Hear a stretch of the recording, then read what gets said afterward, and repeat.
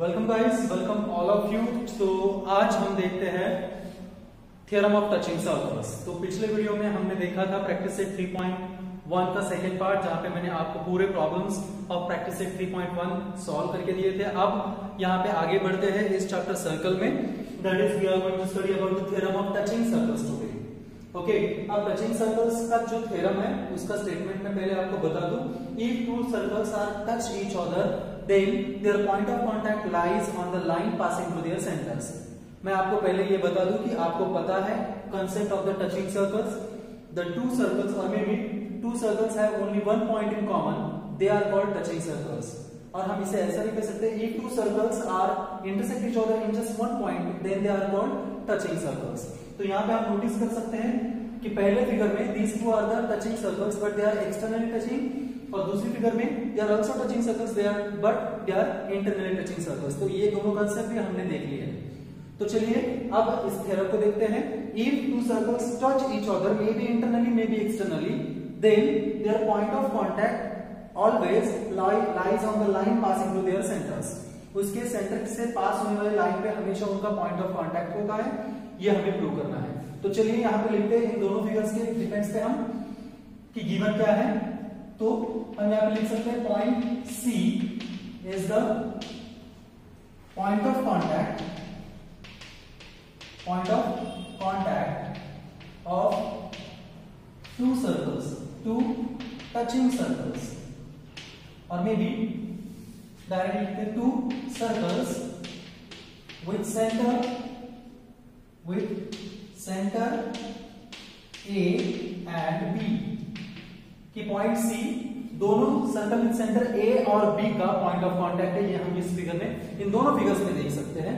तो हमें प्रूव क्या करना है? To prove we have to prove that to prove point C is on line AB। पॉइंट C is on line AB। तो ठीक है, अब यहाँ पे प्रूफ देखते हैं। और प्रूफ में मैं पहले आपको ये बता दूं कि चलिए हम यहाँ पे कंस्ट्रक्शन करते हैं कि suppose draw a common tangent passing to the point C। Draw common tangent passing to the point C। अब suppose we have the line L is a common tangent. हमारे पास लाइन L कॉमन टेंजेंट है जो कि C से पास होती है। अब हम इसका प्रूफ दे सकते हैं कि देखो we had already studied about the tangent theorem, कि हमने पहले ही टेंजेंट थ्योरम पढ़ा है।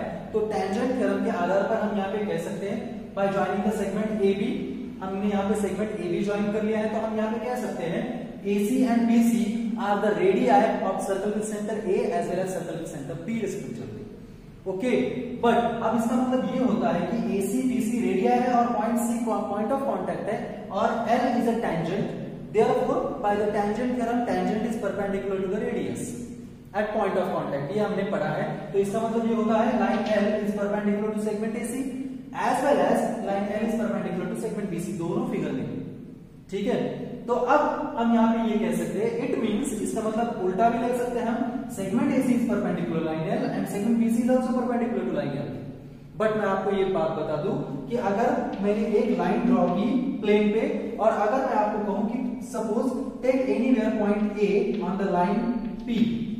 अब लाइन P पे आपने कहीं पे भी एक पॉइंट A लिया है, then tell me how many perpendiculars can be drawn to line P from the point A।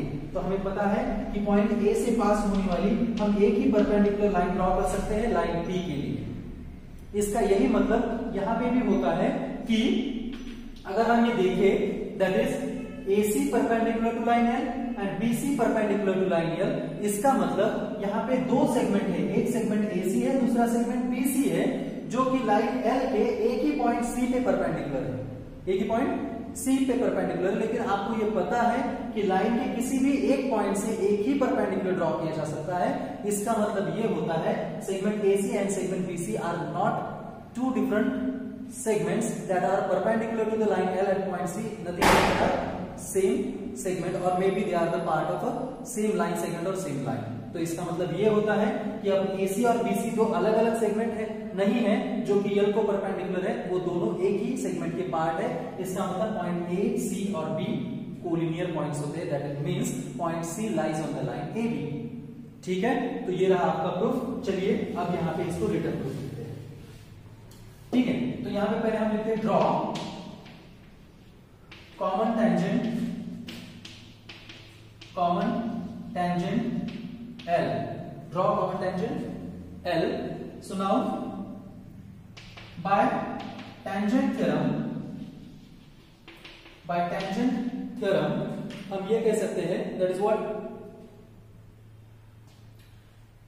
by tangent theorem line L perpendicular to sec AC and line L is also perpendicular to sec BC।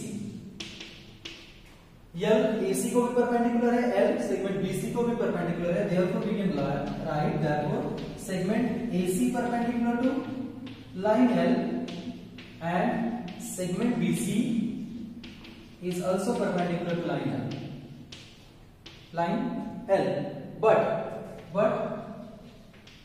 from point C there is only one perpendicular can be drawn, only one perpendicular can be drawn to line L। therefore हम कह सकते हैं therefore points A, B and C are collinear। अब ये points collinear है, इसी का मतलब ये है क्या, therefore point A, B and C are collinear। इसका मतलब ये होता है point C must lies on the line AB, that is means the point of contact of the two touching circles lies on the line passing through their center। तो ये रहा आपका theorem. अब मैं इसके बारे में एक और बात आपको बताना चाहूंगा, the properties of the theorem of touching circles की प्रॉपर्टीज है, या फिर उसको हम दो नोट भी कह सकते हैं। एक इंपॉर्टेंट नोट है, if the two circles are externally touching circles then distance between their centres is sum of their radii. इसका मतलब अगर आप ये तीनों पॉइंट्स कोलिनियर होंगे और आपको मैं कहूं फाइंड द डिस्टेंस AB, जो कि डिस्टेंस ऑफ क्या है, distance between centres of two touching circles है, तो आप यहाँ पे हम कह सकते हैं distance AC plus distance BC is equal to distance AB।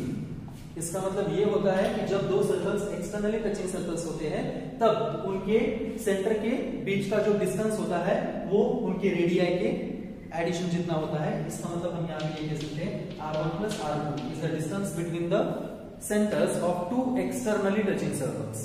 अब यहीं पर अगर हम सेकंड फिगर के बारे में सोचे तो यहाँ पे हम देख सकते हैं what is A between B between C है, A between B between C।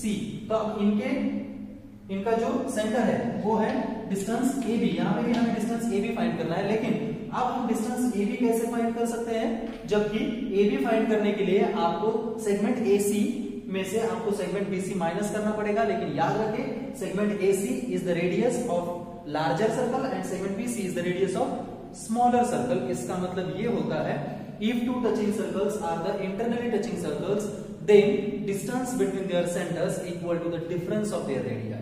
इसका मतलब हम यहाँ पे लिख सकते हैं distance AC minus distance BC, जहां की डिस्टेंस AC है R1 माइनस R2। ये डिफरेंस है इन दोनों टचिंग सर्कल्स में कि जब सर्कल्स एक्सटर्नली टचिंग होंगे तब उनका जो डिस्टेंस ऑफ देयर सेंटर्स है वो दोनों रेडियाई के एडिशन जितना होगा, लेकिन अगर वो इंटरनली टचिंग है तो डिफरेंस जितना होगा। ठीक है, ये दोनों प्रॉपर्टीज आपको याद रखनी है। अब हम प्रूव करते हैं हमारी प्रैक्टिस सेट 3.2 का।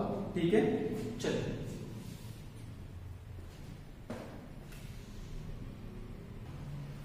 चलिए कंटिन्यू करें प्रैक्टिस सेट 3.2 को फर्स्ट क्वेश्चन के साथ इसको स्टार्ट करते हैं। तो पहला क्वेश्चन आपके पास है, if the radii of two internally touching circles are 3.5 cm and 4.8 cm then find the distance between their centers। आपको यहाँ पे बताया गया है कि if two circles are touched internally of their radii 3.5 cm and 4.8 cm then find the distance between their centers। तो यहाँ पे हम कंसीडर करते हैं सॉल्यूशन में क्या, यहाँ पे हम कंसीडर करेंगे late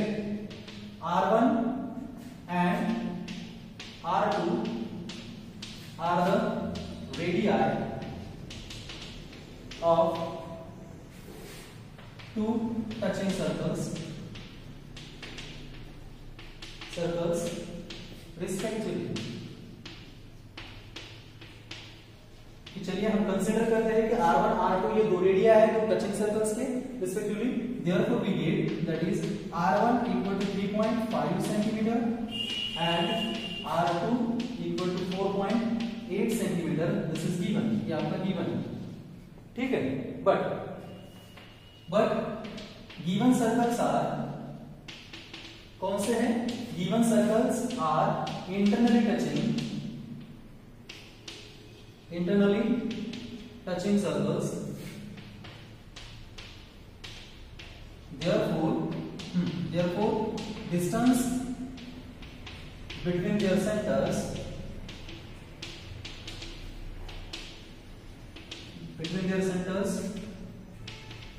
is equal to difference of their radii.